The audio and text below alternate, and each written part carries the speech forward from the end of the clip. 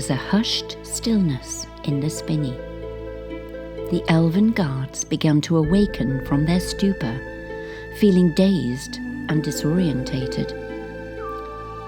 After a few moments, the realization that their princess was no longer in her carriage came upon them. They called out to her and searched the thick undergrowth for a long time, but there was just no sign of her. The guards thought the Spinney fairies must have taken her, but for what purpose? There was no sign now of the fairies, just an eerie silence. The guards knew that they must head back to Fjellfosseren with the grave news of Princess Galea's disappearance. Leaving the carriage now behind them, they took a steep mountain path that was a quicker and more direct route back to the castle. The weather took a dark turn, almost emulating the mood amongst the guards.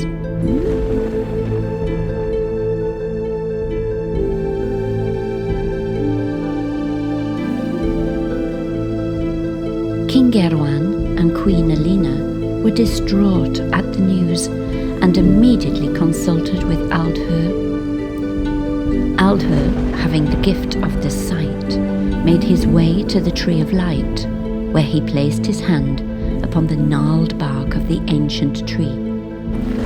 He spoke to the mother in an ancient tongue. After several minutes, he fell to the ground, dazed. In his vision, he had seen the princess somewhere dark and foreboding, and could sense her fear. He could not see her location or who was with her, but could sense a dark presence. Aldher journeyed on down the mountain and ventured on to the Spinney, where he intended to meet with the fairy swarm for an explanation.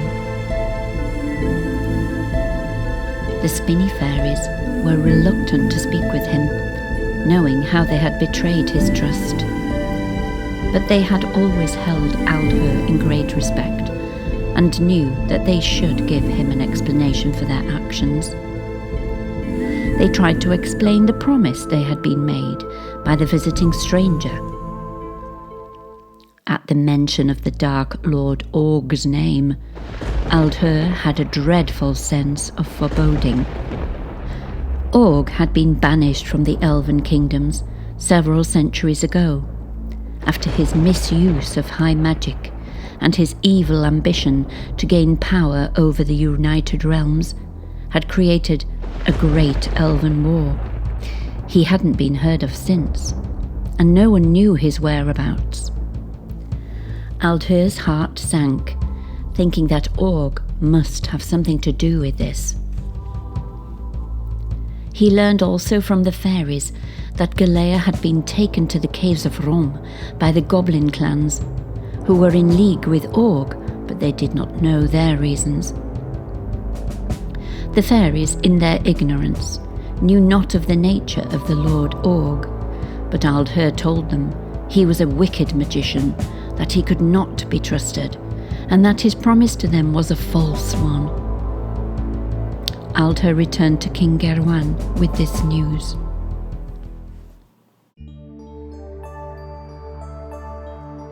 The woodland elf rangers had been scouting for several days on the edge of the fantasy forest, into the borders near the caves of Rom.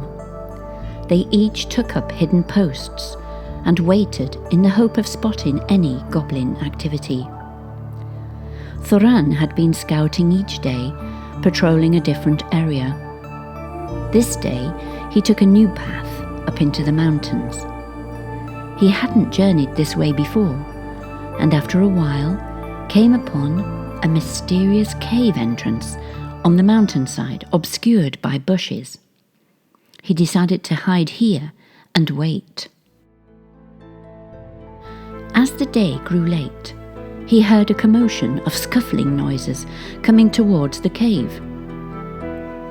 From his hidden position, he saw a group of goblins shrouded in dark hoods to ward off the light, and what caught his gaze was the figure they were dragging along between them. His heart raced as he recognized the sorry figure of his beloved Princess Galea being dragged by ropes into the cave entrance. Her clothes torn, her hair wet and bedraggled. She was terrified as the goblins snarled and spat at her and threatened her in their strange tongue. Galea was exhausted, having been dragged for several hours through the thick undergrowth and up the mountainside by her captors. The goblins took her through the secret entrance into the deep caves beyond.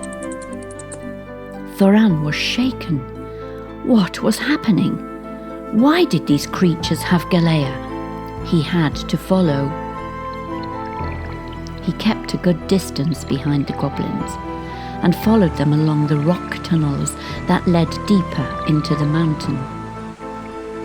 He picked up a small stone and made some scratch marks at every turning to hopefully help him find his way back.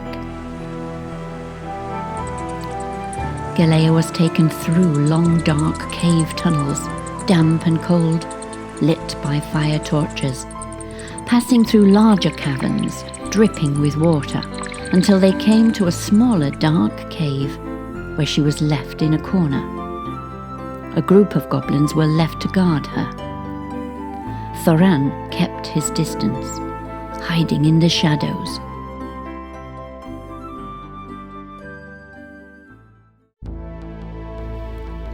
After hearing Aldher's news, King Garouan called an emergency meeting of the High Elf Council. Time was at the essence. He couldn't imagine what his daughter must be going through. Galea had led a charmed life, knowing no war, no fear. She was the gentlest of creatures. The kingdom had known centuries of peace after the last great elven war, when the Dark Lord Org had been banished forever into the harsh wasteland of the far north.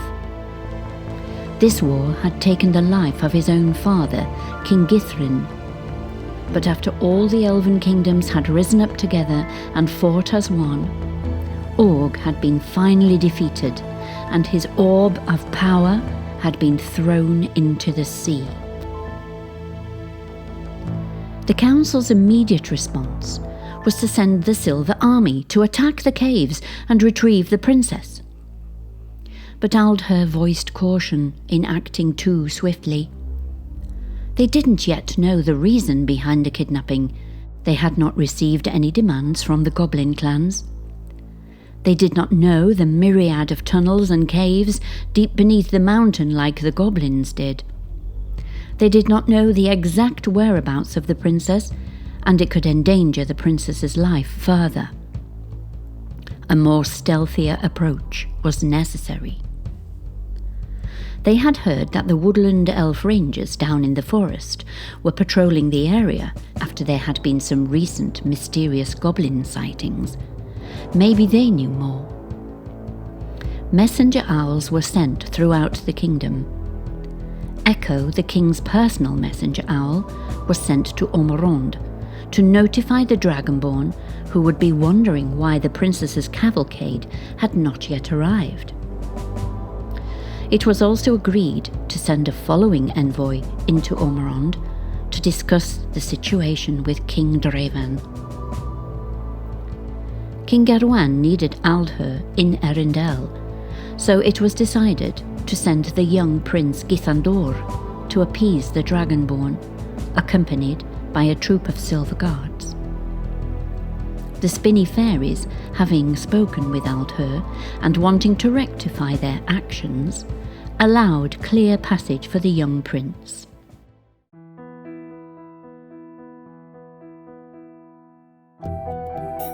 Prince Githandor and his men left the castle early the next morning. Their journey into Ormarond was happily uneventful. Githandor and his men rode with a sense of urgency. This was also the first time Githandor had been into the neighbouring kingdom of Ormarond, and was pleasantly surprised by the lush greenery and rolling valleys that they passed through. They arrived at the coast late in the day. The castle of King Draven loomed over them, dark and gloomy against the darkening sunset sky, its towers flying the dragon sigil. They were met by a welcoming party, and the prince was taken to a courtyard entrance where King Draven himself was waiting. This was the first time Githandor had met any of the Dragonborn, and only knew of them through tales of travellers and accounts in the histories. Githandor found their appearance quite fascinating and hoped that they were not offended by his stares. The king was dark-haired, his skin leathery and scaly. Githandor was fascinated by his yellowish eyes, which seemed to bore into his very soul. His voice was deep and rasping, but he spoke with a familiar elven tongue so that Githandor understood him. The king welcomed him politely and led him further into his castle, where the guards were dismissed, and he spoke to him more informally. King Draven was surprised by the events in the Spinney, and his face took a dark turn when Lord Org's name was mentioned, and his eyes suddenly began to glow orange, which Githandor found quite unnerving. He offered his sympathies to Githandor regarding the princess's ordeal, and said the High Elves could depend on the Dragonborn to assist in finding her. As the day was late, Githandor was offered refreshment and shown a chamber where he could retire.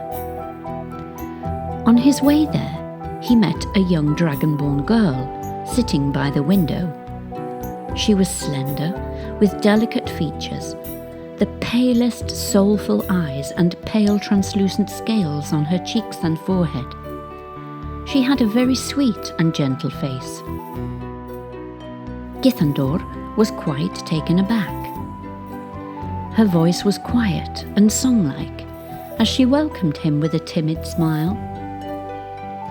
She introduced herself as the Princess Takaya and offered her heartfelt sympathies on the events over the last day regarding Princess Galea.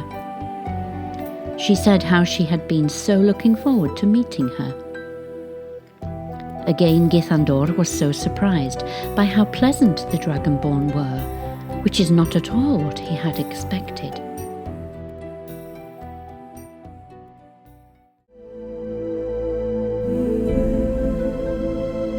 Late that evening, as King Gerwan was consoling Queen Elena, there was a violent tapping at the glass in their chamber. So much so, the glass shattered, and a huge bat flew into the room. It fluttered around the ceiling before dropping a curled parchment onto the floor in front of King Gerwan. He picked up the scroll and uncurled it. His face looked puzzled. The scroll was from the Goblin Clans. They were offering an exchange.